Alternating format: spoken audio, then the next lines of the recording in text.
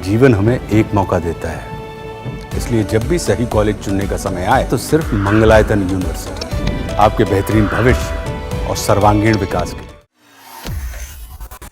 जहां एक तरफ भारत और इजराइल की दोस्ती की मिसालें दी जाती हैं, तो वहीं दूसरी तरफ संयुक्त राष्ट्र में भारत ने एक ऐसा बयान दिया है जो नेतन्याहू को चुभ सकता है।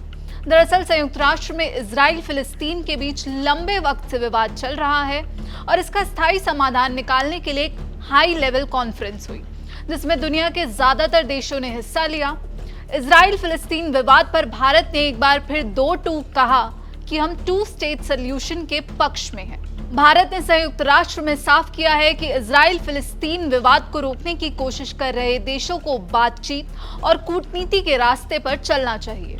भारत ने जोर देते हुए कहा कि प्रैक्टिकल सॉल्यूशन निकालने की कोशिश करनी चाहिए, न कि किसी को कागजी समाधान से संतुष्ट होना चाहिए।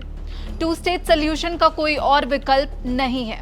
भारत का ये स्टैंड ऐसे वक्त पर आया है जब इजराइल के प्रधानमंत्री नेतन्याहू खुलेआम 2 नेशन सॉल्यूशन के खिलाफ हैं और वो गाजा और वेस्ट बैंक में मिलिट्री कंट्रोल जारी रखना चाहते हैं। आपको बता दें, संयुक्त राष्ट्र में भारत के स्थायी प्रतिनिधि राजदूत पार्वथानेनी हरीश ने कहा, अब हमारी कोशिश ये रहनी चाहिए कि कैसे कूटनीति के जरिए 2 स्टेट सॉल्यूशन लाया जाए और आपस में लड़ रहे 2 पक्षों को एक दूसरे के साथ सीधे संपर्क में लाया जाए, जो वास्तव में हमारे फिलिस्तीनी भाइयों और बहनों के जीवन में बदलाव ला सके। इसके आगे उन्होंने कहा, सभी बंधकों की रिहाई हो और इस मसले का हल बातचीत और कूटनीति से निकाला जाए। यही इस मसले का इकलौता समाधान है। गाजा में जल्द से जल्द सीजफायर की जरूरत है। मानवीय सहायता जीवन का आधार है और इसे राजनीति से अलग रखा जाना चाहिए। भारत पहले भी साफ कर चुका है कि तुरंत युद्ध विराम, बंधकों की रिहाई और सीधे संवाद की दिशा में आगे बढ़ना होगा।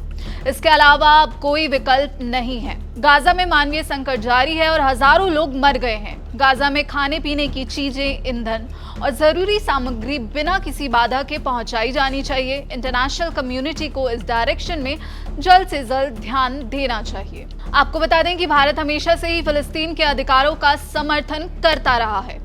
वहीं भारत फिलिस्तीनी मुक्ति संगठन यानी PLO को भी मान्यता देता है।